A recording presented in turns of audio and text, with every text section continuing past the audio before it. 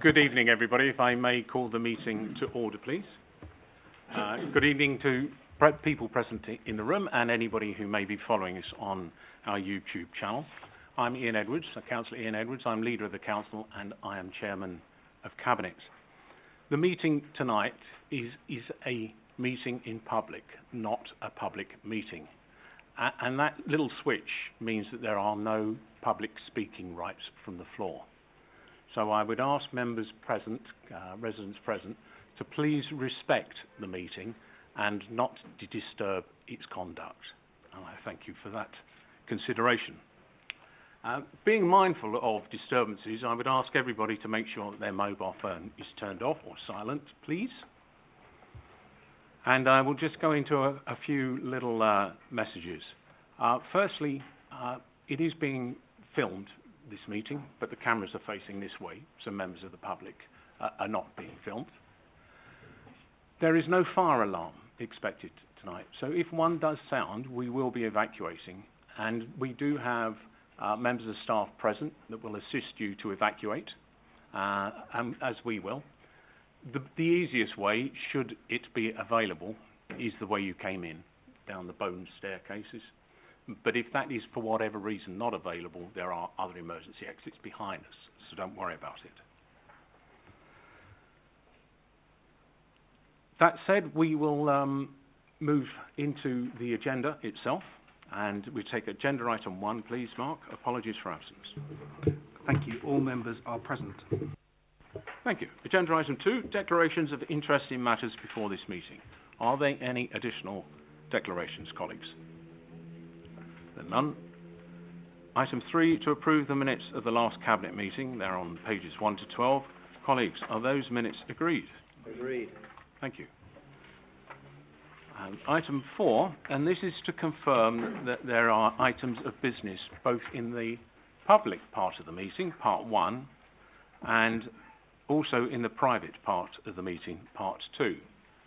Part 2 concerns typically contractual matters, commercial matters, where the discussion is held in confidence. However, we do publish at item 12 a preview of the issues that are being discussed, and also the decisions taken are, of course, published. We will be breaking the meeting between part 1 and part 2, not only to invite members of the public to retire, but also to break the YouTube link. That said, we will now move into the main part of the meeting, and this is the public part 1, and item 5, the review from the Finances, Corporate and Services Select Committee. Review into procurement, securing value for our residents. Councillor Riley, Chairman of the committee, welcome. Thank you, Leader, and thank you, members of Cabinet. This subject of procurement is one about which I've become extremely passionate over the last 12 to 18 months during the course of our review, and thank you for inviting me to present our review to you this evening. Over the past sessions, the Select Committee has delved deep into the intricacies of this vital process, aiming to enhance not only the efficiency of procurement, but also its alignment with our values, and ultimately the betterment of delivering value for money and services to residents. Our witness sessions, and we've had many sessions in this review, provided crucial legal and regulatory context, focusing on contract management, performance monitoring, and addressing financial challenges, recognising the principle, and this has been our guiding light really, of value for money for our residents. We explored the benefits of framework agreements and the need for transparency in contractual arrangements.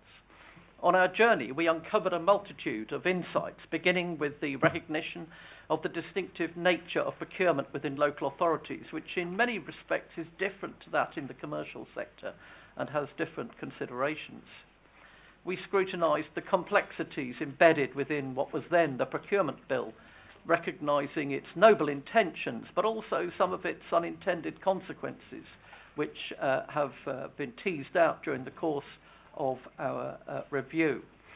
Our aim was for simplification, ensuring that our processes serve us rather than confound us or cause problems. The committee also sought insight into the added value contracts and procurement can have on the local economy and in meeting our carbon reduction targets. All of those issues cross the procurement area. Our findings and conclusions have developed into some practical recommendations, and you will find those on page 17 of our report. I just want to pause there to observe that we hope that these recommendations are practical and useful. That's certainly what we've aimed for, and to be of great use, perhaps greatest use to the Cabinet Member for Finance, but for each one of the Cabinet Members, and I'll come to that later. While commending the expertise, and that's putting it lightly, of our procurement team, who are very excellent and know exactly what they're doing, we do suggest a rebalancing of responsibilities within service areas that could allow the procurement team the space and time to focus on strategic endeavours and major contracts, fostering a culture of efficiency and effectiveness. In other words, devolving some aspects of procurement with supervision to other departments, because it means that the workforce are invested in their own futures in a sense, because they're involved in contract procurement to a degree. But freeing up the procurement department to exercise their undoubted expertise in the best way that they can. Furthermore, we recommend further consolidation across services, streamlining our contracts to facilitate scrutiny, transparency and control. The proliferation of contracts across departments can present a challenge to effective oversight, a challenge which I'm sure all concerned want to overcome. It probably won't surprise you to know that this council has a little north of 2,500 contracts, which is far too many in our view, and that many of those could be consolidated and therefore controlled better and fall into line with our desire to make savings. That doesn't mean we cut anything, it just means we do things more efficiently. Our recommendations also cover a subject close to the leader's heart, I know, contract rollovers, which appear on Cabinet papers very frequently, where procurement practices may be jeopardising value for money for our residents. To address this, we propose updates to our procurement standing orders, in particular a compulsory review date for long-standing contracts over 10 years with the same business, safeguarding accountability and fiscal responsibility. In pursuit of enhanced oversight, we propose equipping Cabinet members, all Cabinet members, with a live headline list of contracts under their portfolios. To ask a rhetorical question, if each Cabinet member said, well, how many contracts are under my portfolio, it might be difficult to say how many they were and what they were for, but realistically, we should know what they are. This will facilitate regular reviews, ensuring performance, relevance and competitiveness, and are continually evaluated. It is also proposed that select committee chairs for the relevant committees linked to the relevant Cabinet members will also have access to this information for periodic assessment, reinforcing our commitment to transparency and accountability. Leader, I extend my gratitude to the members of my committee, the witnesses, and particularly to the head of procurement, and I hope that senior officers here present will take back our deep gratefulness and gratitude to, in particular, the head of procurement for all the work that he's done and for the work that his team and the finance team do. And I commend this report to Cabinet. Thank you. Thank you very much, Councillor Riley. Councillor Goddard, you wish to speak? Thank you, Leader. Firstly, I'd like to thank and congratulate Councillor Riley and the rest of the Select Committee for the very detailed work that they've done in respect of the procurement function. This work was undertaken across a year and has identified a number of important recommendations. It is clear that we rely heavily on our procurement team for accountability in terms of our purchasing and commissioning decisions, and this inevitably imposes a heavy burden of compliance upon them, particularly in the light of the recently enacted legislation. However, there is a need to ensure that our procurement function does not become overwhelmed by compliance, and that it be given every opportunity to add value. The potential for the procurement team to increase their added value contribution is highly evident and must not be sacrificed in favour of compliance. The Select Committee's recommendations should enable us to perfect an appropriate balance between the two, and I look forward to working with them in the very near future to implement these changes as the next phase of this work. Leader, I therefore move recommendation that's set out on page 13 of the pack. Thank you. Thank you very much, Councillor Goddard, and please, Councillor Riley, also take back my thanks for this great piece of work. I wouldn't have hazarded a guess that we had 2,500 contracts when I became leader. It is part of the journey of understanding how complex this council is, and I'm grateful for you shining a light on this particular part of our business. I particularly welcome your recommendation that our experts focus on those contracts of greatest risk and greatest value, because that's where expertise should be bought. And I also welcome your transparency that you wish to bring in, so that we have a clear understanding of what contracts are coming forwards, and we manage more clearly our recontracting so that we reduce the rollovers that we are presently experiencing. Please thank your committee members for the work. Colleagues, the recommendations agreed? Agreed. Thank you very much. Turn to agenda item 6, the proposed relocation of Uxbridge Library and the library strategy update. Councillor Lavery. Thank you, Leader. The comprehensive report for this item begins on page 37 of the pack. It gives an update on the library strategy, but also seeks support for a proposed move of Uxbridge Library to the Civic Centre. The report does require a minor correction in the history section. As from 1974 to 87, the library was in another building in the High Street, not the Middlesex Suite. Prior to 1974, it was in the Middlesex Suite. So apologies for that error. This is an item on which I've already heard petitions, received numerous emails, and has been the subject of an extensive public engagement exercise. I, as I'm sure other Cabinet members have also received a small number of emails since the report was published. These did not raise any new issues. The reasons for the proposed move are fully covered in the report, the headlines of which are: the disability and health and safety at work concerns outlined in the legal comments in the report, which in the view of officers mean that the current building is not fit for purpose. The legal comments go on to advise that if this proposal had not been developed now, it would have been necessary to do so to comply with safety requirements for all library users.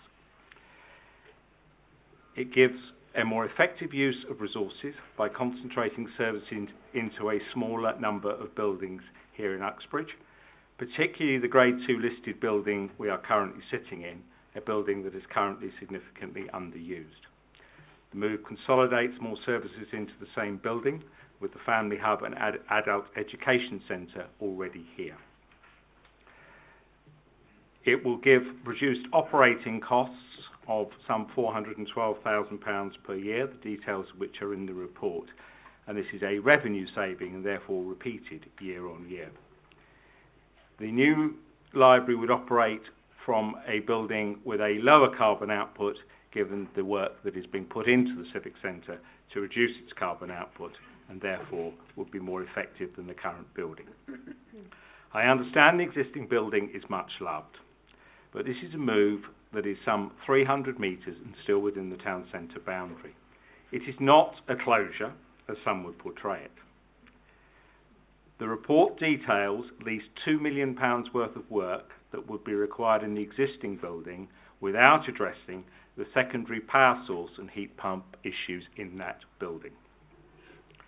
Much has been made of transport access, but that really does depend on how you access Uxbridge. For those who were outside tonight, there are a number of buses that stop immediately outside this building, and indeed many people who access Uxbridge will park in the Chimes car park, the top of which is almost opposite this building. The current library is on 6 floors, presenting both access and evacuation issues, and contains unused space, as well as some 37% of books that have not been borrowed in over 2 years. Effectively, a very expensive book storage facility. The new library provides adequate space for the required books, as well as the other facilities associated with a modern library. It includes facilities not available in the current building, including study booths, hireable meeting rooms, dedicated laptop and device charging bars.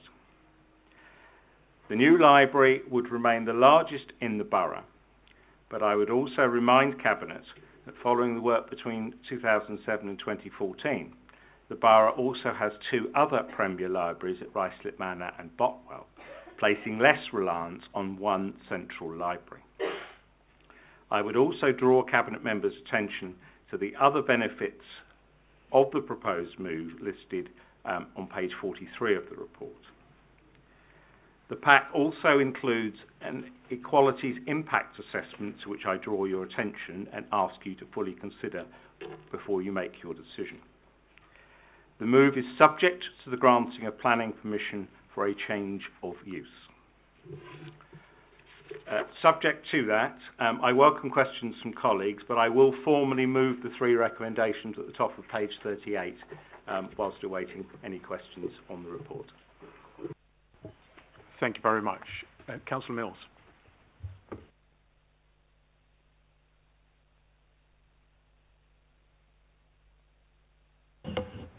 Thank you, Leader. I'm pleased that we're sitting here discussing this particular aspect and not the closure of a library, as many other local authorities have and are doing around the country in this budget cycle. The fact that we still have 16 libraries, I think, is a considerable achievement still for the borough. There's a couple of points I wanted to, having gone through the report, I'll ask Councillor Lavery just to provide some clarity on, so make sure I've got my understanding correct. The first one is in respect of actual engagement with the library users at Uxbridge, in terms of the extent of that and what was the degree of response we've had from the library users. And the second one, if I may, Leader, is to ask Councillor Lavery, obviously many different groups use our libraries, and Uxbridge is no different in that respect. Can you reassure us in terms of what approach is being taken to ensure that if we move to the new library, those groups will continue to be able to operate in the manner in which they have done and indeed develop and thrive from there on? Thank you. Councillor Lavery. Thank you, Councillor Mills. In terms of the public engagement exercise, in line with the guidance we received from the Government Department, there is no requirement for a formal consultation for this move, because it is not a closure and it is a move within the town centre. We undertook an extensive exercise of engagement, making the plans available online in Uxbridge Library, and we contacted all regular Uxbridge Library users for whom we had email addresses, and put the posters up in. Thank you very much, ladies and gentlemen, please. There were posters put up in all the other libraries in the borough to make residents aware. Given the volume both of petitions and social media posts, it is evident, and the numbers here tonight, it is clearly evident that many people are aware of the proposal and therefore have had a chance to comment. We received some 266 emails in the library contact inbox whilst the customer engagement exercise was live. The proposals do have space and hireable space for those groups who currently use the library. This is a variable population, and demand for various groups comes and goes, and there is always a requirement to review what we can accommodate, and that is no different to any other library in the borough. Having it in this building does give us the wider civic centre site to use, and therefore we are confident that this can be met. Thank you. If I may ask Councillor Lavery, I've noticed from many of the public comments that there is perceived to be a reduction in library service, in that it's being smaller in floor space. The report rebuts that. Should it be found that the utilisation of a relocated library exceeds that which was forecast, is there scope for expansion of the library in the Civic Centre? Thank you, Leader. Library numbers and usage numbers are considerably lower than they were pre-pandemic, and in fact we're forecasting this year to be at some 220,000. There is space in and around the current Middlesex suite. There is considerable space in and around what is currently occupied by the Registrar's Service, and all the given that is always operated with entirely separate set of offices, there is considerable space down there should we need in the future. But we are confident at this stage that that will not be the case. Thank you. And may I unusually ask our Cabinet Member for Property what impact the loss of the Middlesex suite would have on the operation of the Council and its revenue stream? Thank you.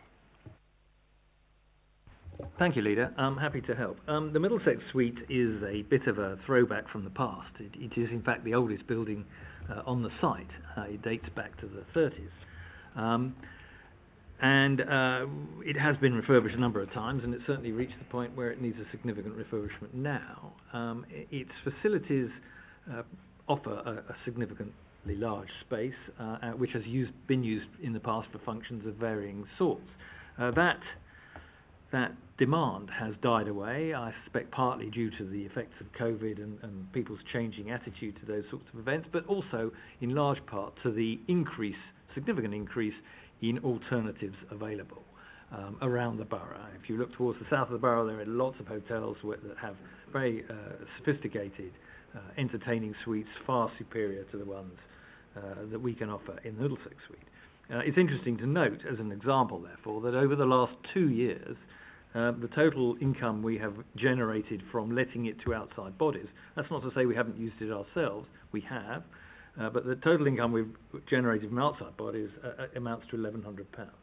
So it's not an economically viable exercise to keep running it in the manner it is. Thank you very much. And if I might ask Councillor Goddard, in terms of our financial plan, and particularly our capital investment, do our plans in any way depend on the realisation of the present library site?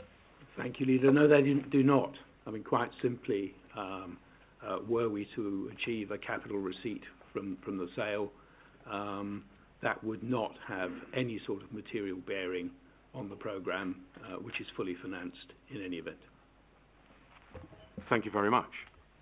Colleagues, are there any other questions or considerations you wish to make on this? If I may draw it together, it is a full report, and I recognise from the public that there is a great deal of concern at what is being proposed here. But I am picking out, for me, 5 quite considerable issues. Firstly, the condition of the present library building and the probable capital cost to bring that up to a standard fit for the future. Secondly, the synergies that we anticipate from the co-locating of the library adjacent to the registrars, adult learning, the family hub. I believe, will deliver significant service benefits to our residents, as well as facilitate ease of access between those different services. I note the contribution it will make to a reduction in our carbon footprint and our contribution to achieving our climate pledge. I note the substantial revenue savings each and every year from this moment on.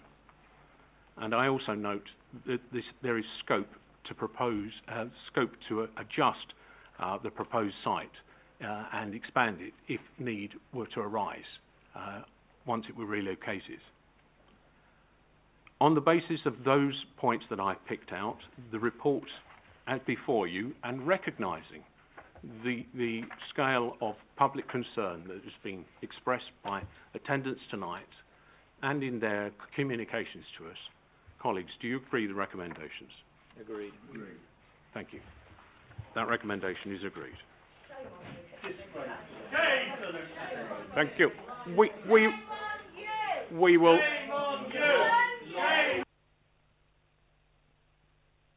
Thank you very much.